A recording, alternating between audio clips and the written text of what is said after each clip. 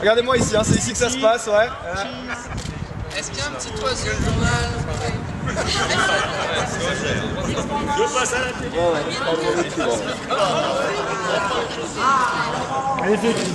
Est-ce que je reçois les aspects dans la légèreté les messages et les liens?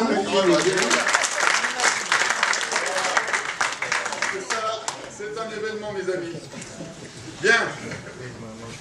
Chers amis, chers camarades, c'est donc la première rencontre nationale de notre mouvement.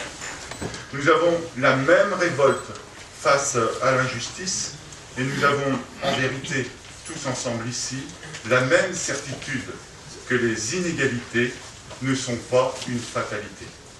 Lucide, notre participation à la majorité actuelle ne doit pas, chers amis, nous écarter de notre objectif principal, notre premier objectif, la constitution d'un mouvement progressiste nouveau, fort, capable de peser dans le débat public pour défendre les idées d'une société plus juste, une société plus humaine, d'un mot, d'une société progressiste. Je vous remercie tous pour votre attention. Merci. Nous devons nous interroger nous-mêmes sur quelles sont les valeurs que nous allons transmettre à nos enfants et comment les comprennent-ils. Je pense que si on attaque cette question de façon un peu frontale, on a encore pas mal de pain sur la planche. Voilà. Je connais les jeunes, et puis on les voit se manifester aujourd'hui avec les habits du passé, qui sentent horriblement et dangereusement la naphtaline. Je veux dire, le mécanisme capitaliste en mouvement, c'est qu'il broie et il tue ses propres enfants, je dirais. Moi, je vais faire une incise dans le pacte de responsabilité. Ce n'est pas seulement la compensation en termes d'emploi qui me préoccupe, ce n'est pas seulement, et je ne dis pas que c'est anodin, le contrôle des fonds publics, mais c'est aussi quid du coût du travail et quid de cette branche familiale. Laurent Dumois et moi avons rejoint le GIP au bout de la 3e année. Donc, nous avons entamé les négociations pour la nouvelle équipe municipale. Ça a été un peu difficile. On a besoin aussi de savoir d'où on vient.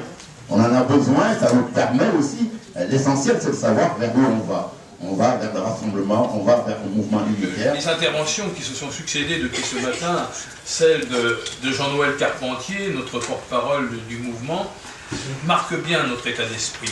L'essentiel pour nous, c'est que nos préoccupations soient en phase directe, en symbiose avec la préoccupation des Françaises et des Français. Les progressistes sont partie prenante et membres de la majorité. Ils l'assument pleinement, mais les yeux grands ouverts. Au président de la République, un rééquilibrage social du pacte de responsabilité avec, en toute transparence, une clause de conditionnalité. C'est-à-dire, on veut bien donner de l'argent des Français, mais en face, combien d'emplois ? Combien vous allez effectivement apporter à la société? Ça ne peut pas être unilatéral. Lors des dernières manifestations, nous avons assisté à de véritables comportements factieux. Quelqu'un a parlé de 34 aujourd'hui, de février 34. C'est pas du tout au hasard, c'était bien pensé. Les slogans ont révélé cette exaltation des fantasmes. Non seulement les plus réactionnaires, mais les plus racistes, anti-républicains, antisémites, homophobes, anti-musulmans. La riposte à tout ça, et là je m'adresse à mes amis de la gauche, la riposte à tout ça doit être indispensable. Progressistes, chers camarades, en avant pour donner toute sa dynamique progressiste et humaine à l'engagement de tous ici et de chacun. Je vous remercie.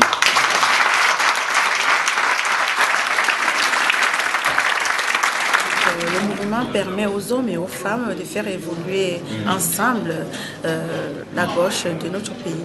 Un mouvement parce que je pense que la France a besoin de bouger, progrès parce que la France moderne c'est la France de demain, et unité parce que je crois véritablement que la solidarité peut l'emporter sur les défis qui nous attendent pour demain. Et c'est vraiment la sensation que j'ai eue. Voilà, cet esprit de solidarité, cette envie de bouger les choses, faire évoluer les situations. Ça a été très plaisant pour moi de pouvoir avoir le fruit de toutes ces expériences de gens qui ont des mandats qui sont bien plus anciens que ce que moi je vis.